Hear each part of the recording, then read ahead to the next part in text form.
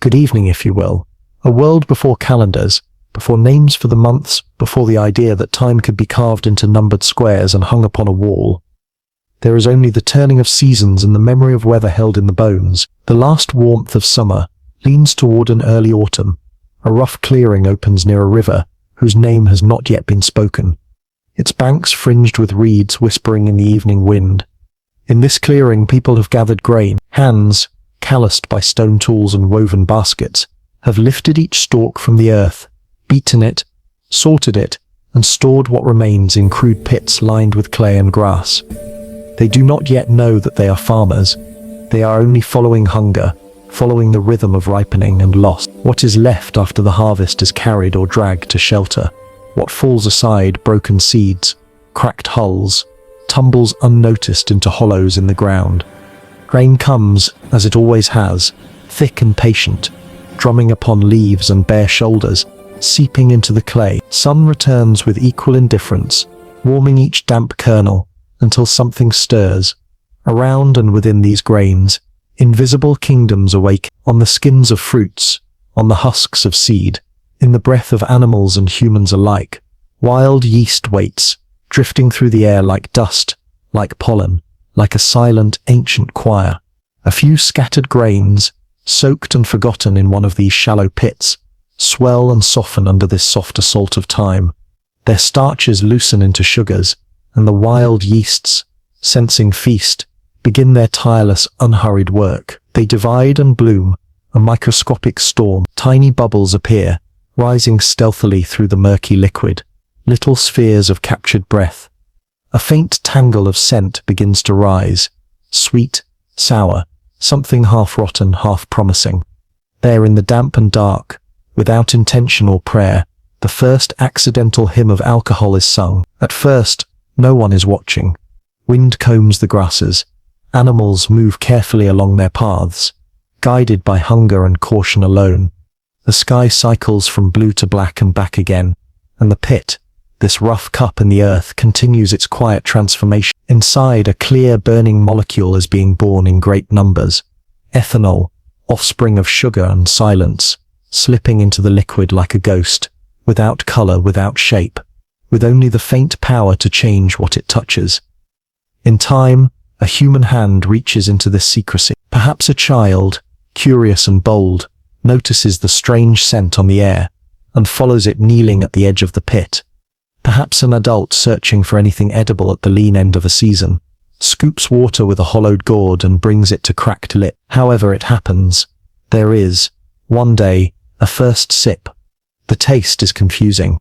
It carries a memory of grain, but twisted, deepened, as if the harvest itself has been dreaming. There is sourness, a tingling against the tongue, a sense that this water has somehow pulled a story out of the ground and is now telling it directly to the body. The drinker swallows, hesitates, and then, after some minutes, feels an unfamiliar warmth move outward from chest and belly, like a second secret fire, separate from the sun. A soft loosening comes, particularly at the edges of worry and fear. The heart, usually so alert to rustling in the grass, to the snap of branches in the dark, relaxes its vigilance. Breathing grows slower, laughter arrives more freely, if other mouths join in the taste. If grief has been sitting like a stone within the ribcage, a lost child, an empty trap, a failed hunt, it lifts, just slightly enough to be held without drowning in it. The world does not change, but the angle from which it is perceived tilts by a few degrees. Long before empires, before gods receive carved names and carved faces, this quiet alchemy unfolds again and again, beside riverbanks in what will one day be called Mesopotamia, along the long green thread of the Nile, in small caves where fallen fruits collapse into fragrant surrender. Figs, dates, berries, honey left too long in a cracked pot, each becomes a stage upon which yeast dances.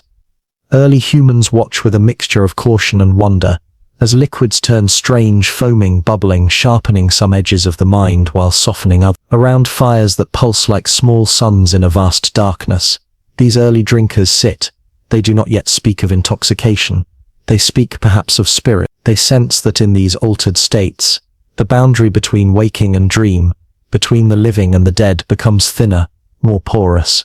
A warmth spreads through their chests as they sip or chew fermented mash, loosening tongues long tightened by the daily work of survival. Stories grow longer, more tangled. Laughter peals into the night like flung embers.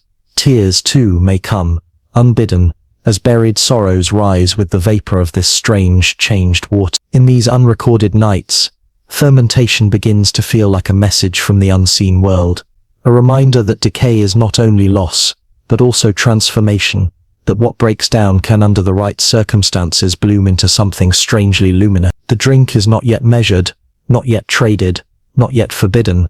It comes as a surprise, a gift discovered in the folds of chance. It is simply a new way the earth speaks, through sweetness, rotting into power, through hunger turning into dream, through a crude cup lifted hesitantly toward stars that do not answer, and do not need to. There in the first ferment of time, humanity tastes forgetting, and calls it, though no word exists yet, a kind of grace. From such nameless pits and half-remembered experiments, the ritual slowly finds a shape. People begin to understand that this transformation can be courted, if not entirely controlled.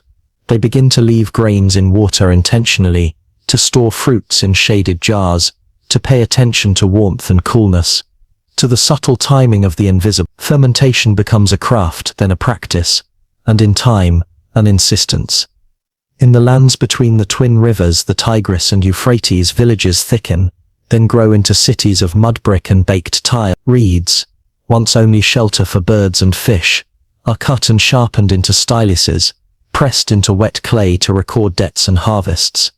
This is Sumer, one of the first cradles of writing, law and structured worship. Here barley long cultivated for bread, learns another destiny. In tall clay jars, in courtyards scented with smoke and dung, and river mud, brewers become quiet magicians of the everyday. Women and men, sometimes working within temple precincts, sometimes in family compounds, soak crushed barley loaves in water, and leave them to sour, watching with attentive patience. They do not see the yeast, but they have learned its habits, how it wakes faster in warmth, how it prefers some mixtures to others, how a stray wind or a change in the season can tip success toward disaster. The beer that emerges from these jars is thick, cloudy, almost a liquid bread. It is chewed as much as swallowed, sometimes through straws of reed to filter out the husks. It nourishes as much as it inebriates, carrying calories to those who labor under the hot, unforgiving sun. It is a river of sustenance flowing through a world whose climate can turn from plenty to famine in the span of a single year. Picture a temple courtyard at dusk, the sky a cooling band of copper sinking toward indigo. Incense curls upward from simple altars, mingling with the harsher smoke of cooking fires. Priests, robed in woven linen, raise foaming vessels of beer toward statues of gods carved from stone and adorned with bits of precious metal. In honor of love and war, Enlil of wind and sky, and Ninkasi, patroness of brewing, who is praised in one of the earliest surviving hymns. The same yeast that once kissed abandoned grains in a forgotten pit now serves as messenger, carrying human longing, fear and gratitude upward in invisible spirals with every cup poured and every libation spilled upon the ground. Cuneiform tablets, still damp, dry slowly in the cooling air. Islamic Golden Age. Baghdad, Cordoba, Damascus. Alchemists and physicians peer into glassware under lamplight, coaxing liquids to separate, rise and condense. They build alembics and coils, learning to guide vapor through twisting paths before letting it cool and drip into waiting flasks. In this way, they discover the power of distillation to concentrate not only flavors, but essences. From these experiments, new spirits emerge, clear, fiery liquids far stronger than any fermented wine or beer, named with words that still echo today. Alcohol, alembic, small traces of their origin languages carried into alcohol and alembic. At first, these distillates are treated as medicines, given in drops to stimulate or calm, to cleanse wounds, to burn away infection. Under the watchful stars, physicians wield this concentrated fire with caution, aware that what heals in tiny measures can destroy in larger ones. In the misty hills and dense forests of medieval Europe, monasteries cling to rocky slopes and riverbanks like quiet, stubborn outposts of contemplation. Within their stone walls, life proceeds according to rhythms of prayer, work and study. Yet even here, where renunciation is a vow, Fermentation finds a place. Monks tend vineyards and barley fields, not only to feed themselves but to provide for travelers, the sick and the poor. They refine brewing techniques, experiment with herbs and aging, and carefully record their observations on parchment. In cool, shadowed cellars, rows of barrels and bottles rest like sleeping animals. Cellars, dark and nourishing, are brewed for daily consumption. Stronger beers and wines are reserved for feast days and guests. In some communities, monks turn their alchemical curiosity toward distillation, creating herbal liqueurs and brandies that they administer as remedies. Each bottle becomes a small theology of flavor and consolation, a liquid reflection of the belief that the earth's gifts, when used wisely, can soothe both body and soul. Alcohol, once an accident of storage, is now an intentional craft, balanced precariously between sin and solace, salvation and stumbling. Civilizations bless and ban it, command moderation or abstinence, yet cannot quite imagine life without it. It stands at altars and on tavern tables in palace halls and shepherds' huts, equally at home in the most solemn rituals and the most ordinary exhaustion. When wooden ships unfurl their great wind-swollen sails and set out across the unknown vastness of the world's oceans, alcohol climbs aboard as a quiet but crucial passenger. Water stored in casks goes stale and foul within weeks. Beer and wine, fortified by their mild acidity and alcohol content, last longer, fending off the invisible armies of bacteria. Sailors on restless oceans grip tin cups of beer or grog, the liquid sloshing with the roll of the waves, steadying themselves against fear and scurvy alike. Then comes sugar. On Caribbean islands, in Brazil, in distant plantations carved from rainforests and savannas, cane fields spread like a green fire. Under a burning sun, enslaved Africans are forced to cut and haul the rigid razor-edged stalks. The cane is crushed, its juice boiled down into thick molasses. From this dark, viscous residue, through fermentation and distillation, a new spirit is born. Rum. Rum is a distilled spirit not only from sugarcane, but from human suffering. It travels in barrels stacked deep in the holds of ships, alongside bodies shackled in chains. Picture the Atlantic at twilight, its surface bruised purple beneath creaking masts, the air heavy with salt and tar, below decks in darkness that smells of sweat, fear and confinement.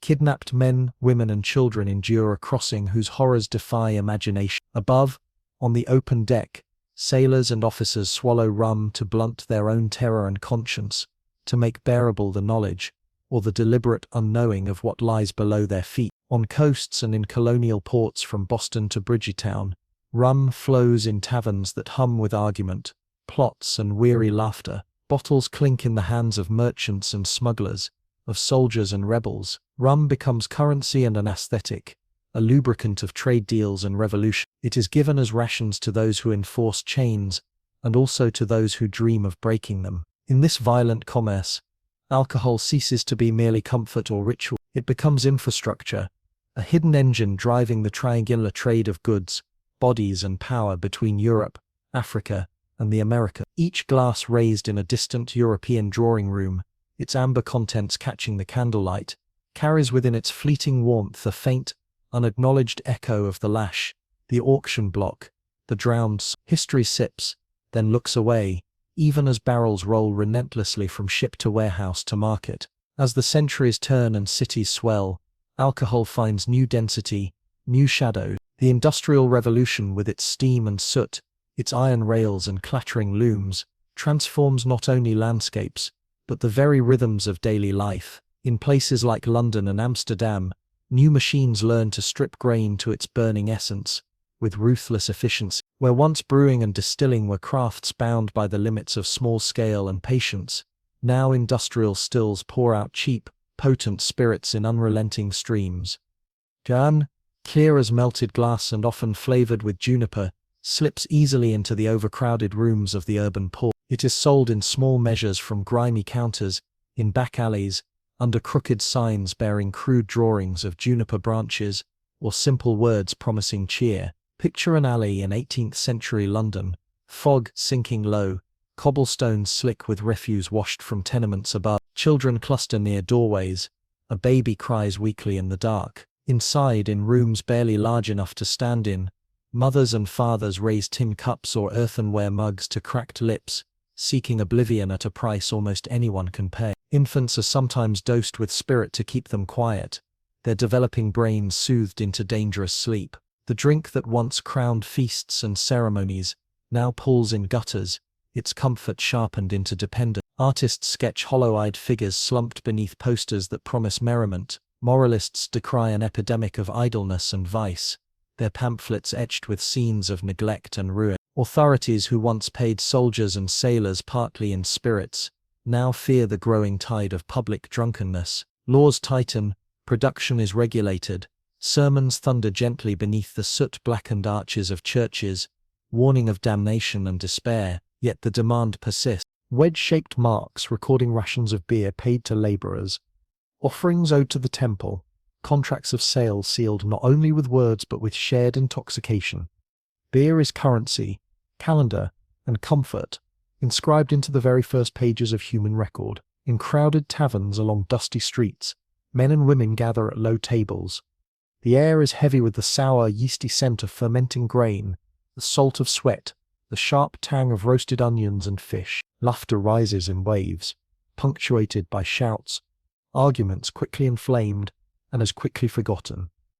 Here, alcohol has become a social glue, a liquid treaty, a small, controlled chaos permitted at the edges of order. It smooths over small grievances, seals bargains, and sometimes tips fragile peace into sudden violence. Outside, the Tigris and Euphrates continue their slow, indifferent braiding toward the distant sea, as they did long before the first jar of beer, and will long after each tavern's last cup has been drained. Yet within these mud-brick walls, forgetting is already being rationed, measured, and traded like grain, like promise, like time itself. What began as an accident of storage now occupies ledgers and rituals, its flow directed by scribes and priests. Far to the west and south, other experiments unfold along the long green artery of the Nile. Egyptian brewers, inheriting and refining techniques perhaps shared across desert and river by traders and conquerors, produce beer and wine for workers, priests and pharaohs alike. Bread and beer are staples placed in tombs for the journey beyond death. Clay jars, sealed with care, accompany the dead into the silence, proof that even in eternity, nourishment and the soft dark of intoxication are desired. Northward, along the rocky coasts and fertile valleys that frame the Mediterranean, cultivation takes a different turn. Vines creep slowly across hillside terraces, clinging to dry soil and stone. Grapes swell under the patient sun, their skins tightening with color, their flesh filling with sugar. When crushed beneath feet or stone presses, their purple and green juices flow into jars and amphorae, sealed with resin and hope, left to darken and awaken in cellars, cut from earth, where air is cool and shadows are thick. In Egypt, wine becomes something rarer than beer, more closely tied to royalty and ritual. Painted on tomb walls, it appears as a liquid ladder between earth and afterlife, offered to the deceased for eternal feast. In lands that will be called Canaan, Phoenicia, and Greece, it seeps into daily life with different meanings. In impressive homes and modest courtyards alike, people gather for symposia, gatherings where wine and conversation flow together, each altering the shape of the other. Picture a nighttime feast in Athens. Olive oil lamps offer a trembling golden light, their small flames mirrored in polished metal cups. The air is soft with music from lyres and flutes, conversation rising and falling like the sea just beyond the city wall. Bowls of wine are carefully mixed with water. To drink it pure, undiluted, is considered uncivilized, an invitation to madness. Yet even watered, it remains potent, a sanctioned fire moving from hand to hand. Philosophers lean upon cushions, eyes shining as they weigh questions of justice, truth, and fate, their thoughts growing both sharper and more daring under the slow unfolding influence of each sip. Boundaries soften, words that might have lodged in the throat by day now find passage. The world seems perhaps a little kinder, or at least less fixed, less unyielding. At the same time, everyone present knows or has heard that beyond a certain number of cups the drink ceases to be a companion, and becomes instead a tyrant, unmooring the self from reason and memory. Dionysus, god of vines and sacred frenzy, is said to walk among the rows of grapes and through the streets at night, his presence invoked both in reverence and in warning. In Rome, his counterpart Bacchus presides over festivals of abandonment and revelry, so intense that authorities periodically move to control and suppress them. In these myths and edicts, one sees reflected a truth that is older than either city. The same drink that loosens speech can, with only a little more, dissolve the fragile structures of identity and restraint. In this crimson mirror, humanity studies its reflection, half in clarity, half in shimmering illusion. Wine is at once medicine and danger. Physicians of the ancient world prescribe it in measured doses, diluted, flavored with herbs, to warm the blood and calm the stomach. Poets celebrate its ability to inspire verse, to ease the weight of consciousness, but stories also circulate of families ruined, reputations destroyed, boundaries crossed, all under the same ruby influence. Slowly, habit hardens into culture, and pleasure begins to inherit duty. Rituals solidify, drinking customs crystallize, expectations and excuses are woven into the fabric of society. Across deserts, mountains and seas, alcohol continues its quiet migration, threading itself into prayer and prohibition alike. Among the ancient Hebrews, wine marks covenant and celebration. It is shared at weddings and festivals, poured as offering upon altars, its deep color and warm taste, tying human joy to divine blessing. Yet in the same scriptures that praise it, warnings curl around excess like smoke around a lamp. Kings are advised not to drink to confusion. Prophets speak of woe to those who rise early in pursuit of strong drink. When a small, persecuted sect within this world grows into what will be called Christianity, wine assumes a yet more startling role. In the dim light of early gatherings, in homes and hidden rooms, followers share bread and a modest cup of fermented grape. In words spoken softly but with trembling conviction, this cup is named the blood of God, the wine of a new covenant. Each sip becomes a bridge, however fragile, between mortal flesh and an unfathomable holiness. A simple agricultural product is lifted into sacrament, its red stain reimagined as healing, rather than harm. Farther east, revelation draws a different line. In the Arabian Peninsula, as the words of the Quran are recited beneath hot, star-pricked skies, a series of verses gently then firmly pushes believers away from intoxicants. First they are warned of the damage that can flow from clouded minds, violence, forgetfulness, neglected duty. Later they are commanded to lay such drink aside entirely during prayer, then altogether to preserve clarity, compassion and justice. Wine, once a sign of wealth and hospitality in Arab poetry, becomes instead a symbol of heedless indulgence, of a past life to be relinquished. Yet even where the drinking of wine and beer is discouraged or forbidden, the curiosity about the substance itself does not vanish. In the cities because the city itself aches. Long hours in factories, squalid living conditions, and the disorienting pace of change create a thirst no ordinance can satisfy. Gin and other cheap liquors answer quickly, if cruelly. In these years, alcohol reveals a darker calling, not only to celebrate survival, but to cushion lives that feel increasingly unsustainable. It becomes a lullaby of forgetting humming beneath the iron wheels of progress, turning private anguish into a quiet, collective blur. As smokestacks rise higher and railways stitch continents together, alcohol becomes both fuel and scapegoat for the new industrial age. Workers pour from factory gates at dusk, their faces lined with soot and fatigue. They step into bars that glow like small, feverish suns against the grey of the streets, their interiors thick with smoke and the murmur of exhausted voices. The same bottle that softens the harshness of repetitive labor also swallows wages needed for food and rent. Within the amber walls of beer glasses and whiskey tumblers, hopes are postponed, sometimes indefinitely. Across Europe and America, temperance movements emerge like stern, idealistic choirs. Picture church basements lit by candles and oil lamps, walls hung with handwritten pledges and printed tracts. Men and women, often those who have known violence and deprivation in their own homes, gather to trace bruises, hunger, and broken promises back to tavern doors. They dream of cleaner streets, safer households, and citizens freed from the bottle's spell. Marches move slowly through town squares, banners fluttering in damp air, bearing slogans that promise a sober, rational future. Yet industry, though wary of inebriated workers, quietly relies on the escape that drink provides. Long hours, low pay, and a sense of being interchangeable cogs in vast machines create a strain that sermons alone cannot ease. Saloons, public houses, and social clubs continue to draw crowds, offering warmth, company, and a briefly altered state of mind. In this uneasy stalemate, alcohol becomes a moral battlefield, a surface onto which societies project fears about class, gender, and control. Respectable society condemns the drunkard, particularly if he is poor, as a moral failure, even as the wealthy sip more refined spirits behind private doors. Women's groups campaign against the bottle as a tyrant of the home, while laws often do little to protect them from the men who drink. In countless individual lives, the story is simpler and sadder. In each glass, a person seeks a little warmth against the mechanical cold, a momentary reprieve from a world that seems to demand more than any one soul can bear. Hope and dread share a glass, swallowing each other by turn. In the early 20th century, the murmur of temperance hardens, in some places into law. In nations such as the United States, movements that began as gentle exhortations swell into political waves. The bottle, once addressed by preachers and pamphleteers, becomes the target of legislators and police.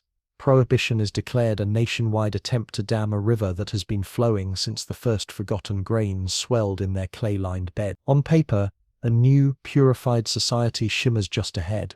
Without alcohol, reformers believe, crime will fall, families will heal, workers will become more reliable, citizens more virtuous. Barrels are smashed in public displays, their contents spilling into gutters like sacrificed blood. Breweries shutter their doors or attempt to remake themselves as producers of soft drinks and near beers. Vineyards are repurposed toward juice and sacramental wine under strict regulation. But reality, as it often does, slips quietly through the cracks. The thirst that fermentation has answered for millennia does not vanish at the stroke of a pen.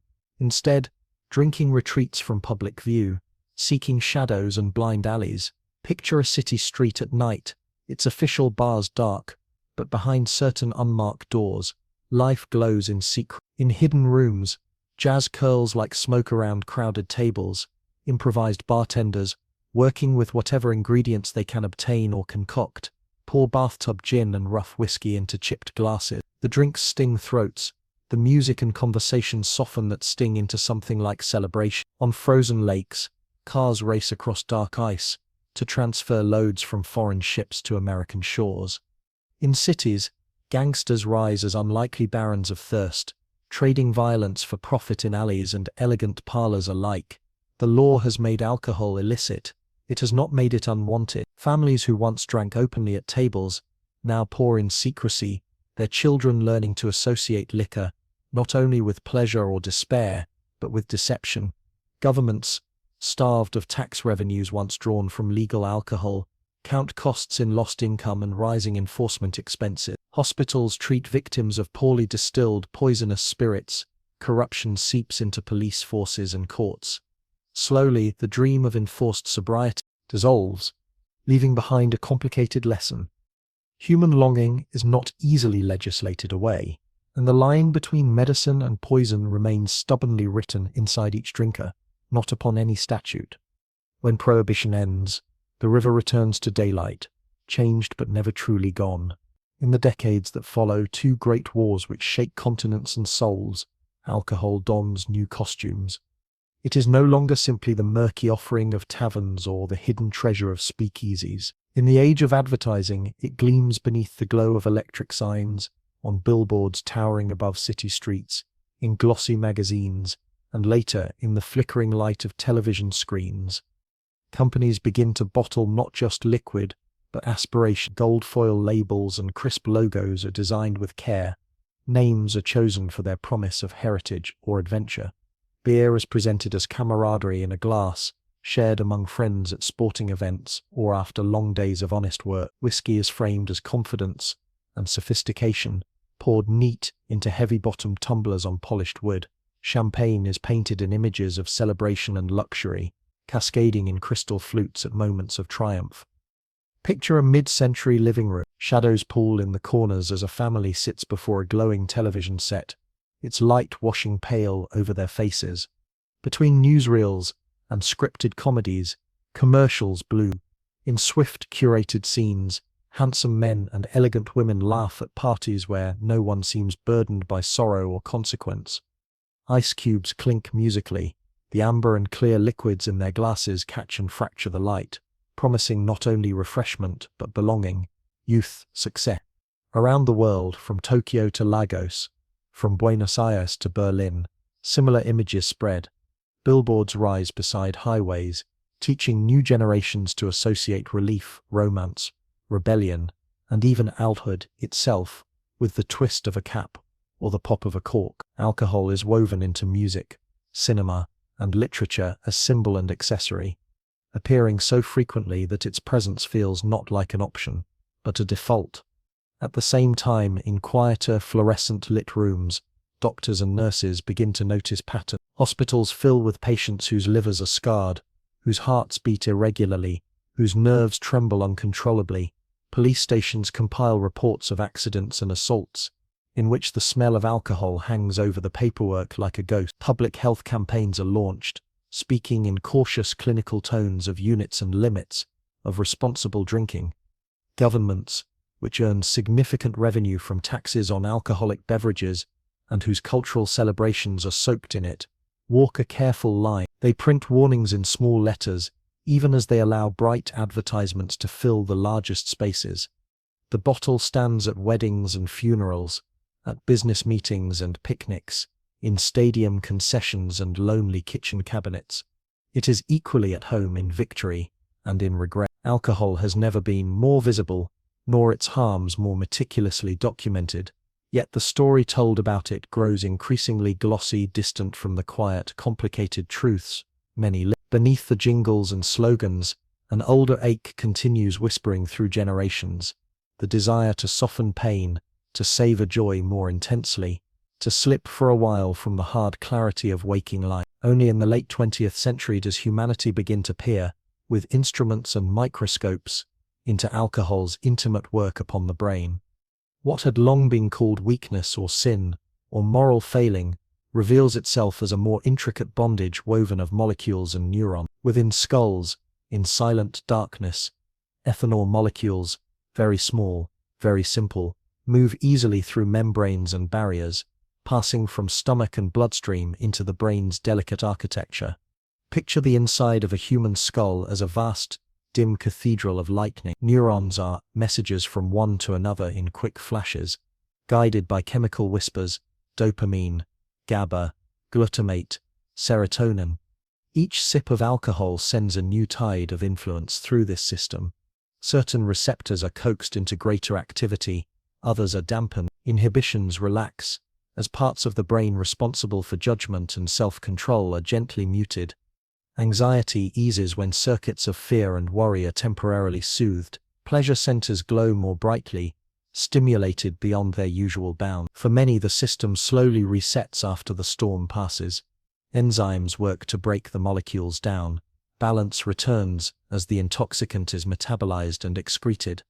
There may be a headache, a wave of regret, a dusting of embarrassment over actions taken in the softened state, but in time, chemical equilibrium is restored. For others, the story entwines more deeply.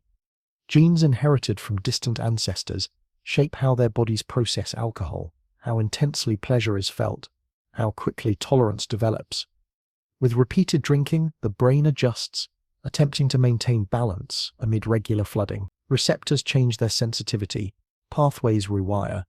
The line between wanting and needing begins to blur. Clinics and laboratories gather stories and data, trembling hands that cannot hold a spoon, organs damaged by decades of quiet corrosion, families whose lives orbit around the gravitational pull of a single bottle at the table's center. Researchers map how alcohol hijacks ancient reward pathways, originally tuned to food, warmth, and human connection. They watch as, for some, the substance becomes a necessity as undeniable as air, even as it slowly destroys the body that craves it. Public health campaigns speak more frankly of dependence, of addiction, of disease rather than simple vice. Yet in many cultures, the language of moral failure clings tightly. Those struggling to step away from drink are often met with contempt or ridicule rather than compassion. Shame nestles into already wounded hearts. Science names the trap, describes its bars, traces its shape in scan and chart, but naming cannot, by itself, unlock every lock. In countless cities and small towns, in church halls and community centers, in hospital meeting rooms and borrowed school classrooms, Another kind of gathering takes form. There is no stained glass, no gilded chalice, only circles of mismatched chairs, the faint smell of coffee cooling on folding tables, and the low murmur of people telling the truth about their lives with alcohol.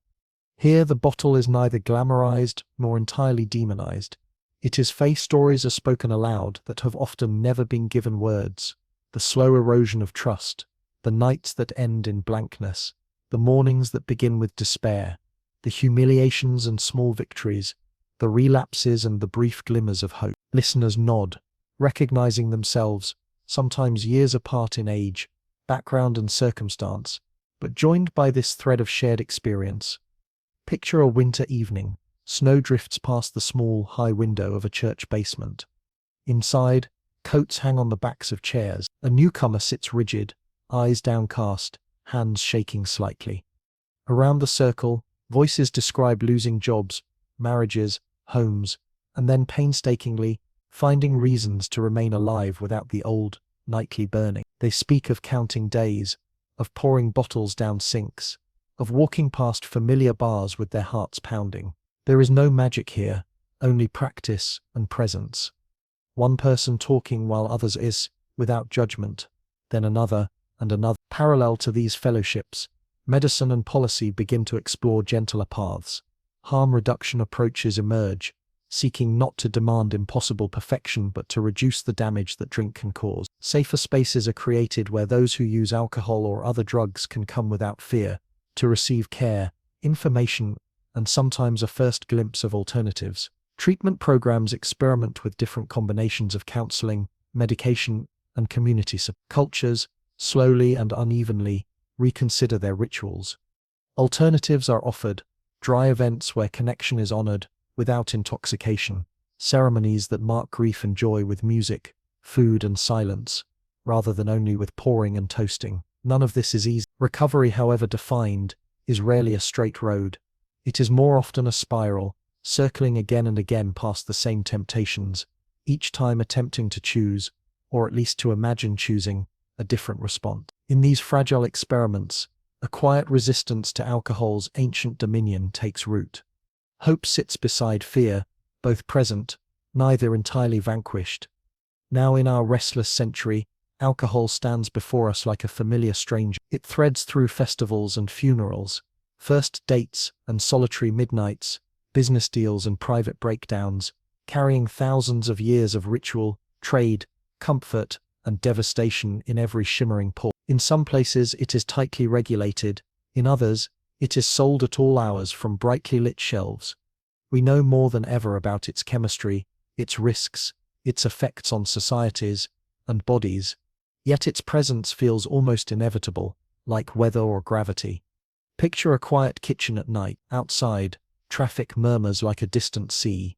Inside, a single light above the sink casts a small circle of illumination. On the counter stands a glass, half full, half empty, beads of condensation slowly sliding down its sides. Nearby lies a phone, screen dark, messages unanswered. The person who filled the glass stands or sits just out of frame for a moment, wrestling with a question that has echoed through millennia, in many languages: to drink, or not to, and what? Somewhere else, in a lab filled with humming machines, a scientist examines brain scans, looking for patterns that might predict who will fall into dependency and who will not. Elsewhere, a teenager walks past a billboard or scrolls through images on a small screen, absorbing without yet fully knowing it. The association between adulthood and the cocktail glow, between romance and the shared bottle. Humanity's relationship with alcohol is not, and has never been, a simple story of villains and saints. It is, instead, a story of longing, to soften pain, to intensify joy, to feel in the space of an evening or an hour, less alone inside the skull. The drink itself is simple chemistry, a union of carbon, hydrogen, and oxygen arranged in a particular shape. What we pour into it are our histories, our wounds, our celebrations, and our songs. From the first accidental ferment in a forgotten pit, to the intentional rituals of ancient temples, from the vineyards watched by gods of ecstasy, to the hidden rooms of prohibition, from industrial stills to televised celebrations, alcohol has been both medicine and poison, sacrament and stumbling stone. It has helped strangers become friends, and friends become strangers. It has appeared in the hands of tyrants and revolutionaries, healers, and the raucous-hearted.